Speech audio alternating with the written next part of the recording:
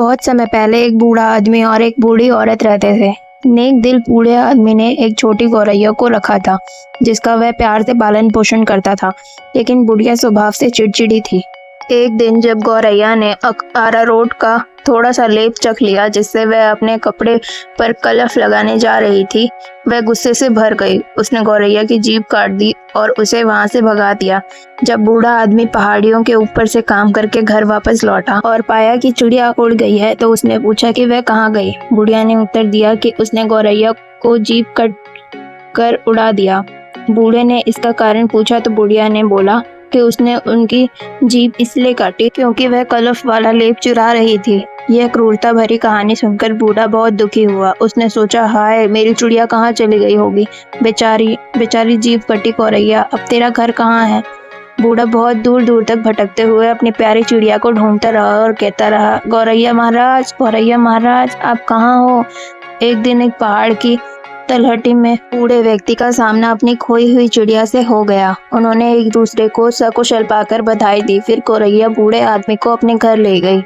उसे अपनी पत्नी और बच्चे से मिलवाने के बाद उसने उसके सामने तरह तरह के व्यंजन परोसे और उसकी खूब खातिरदारी करी।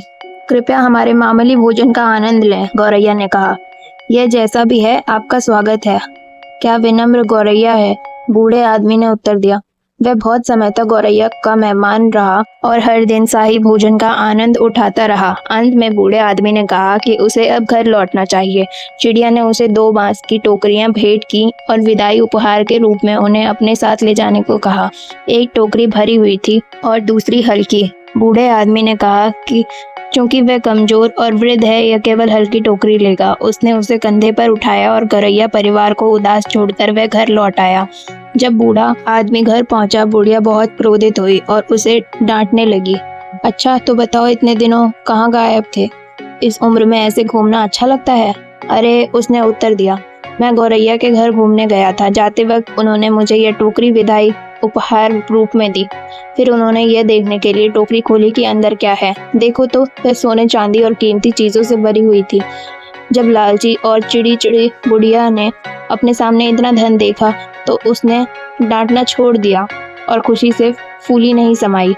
मैं भी जाऊंगी गौरैया के घर, मुझे भी सुंदर उपहार मिलेगा, उसने कहा और बूढ़े आदमी से गौरैया के घर का रास्ता पूछकर चल दी। रास्ता पूछते पूछते आखिरकार उसे भी जीभ कटी गौरैया मिल गई। वह बोली, अच्छा हुआ तुम मिल गए गौरैया महाराज, मैं आपसे मिलने के लिए बहुत उत्सुक थी। चापलूसी भरी बातों से उसने गौरैया को खुश करने की कोशिश की।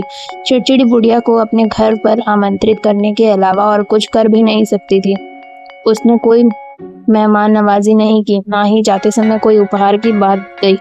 फिर भी बुढ़िया नहीं मानी। उसने कहा कि वह अपनी यात्रा की यादगार में कुछ लेकर जाना चाहती हैं। गौरैया ने पहले की तरह 2 टोकरियां उसके सामने रखी। लालची बुढ़िया ने उसमें से भारी टोकरी चुन ली और लेकर चल पड़ी।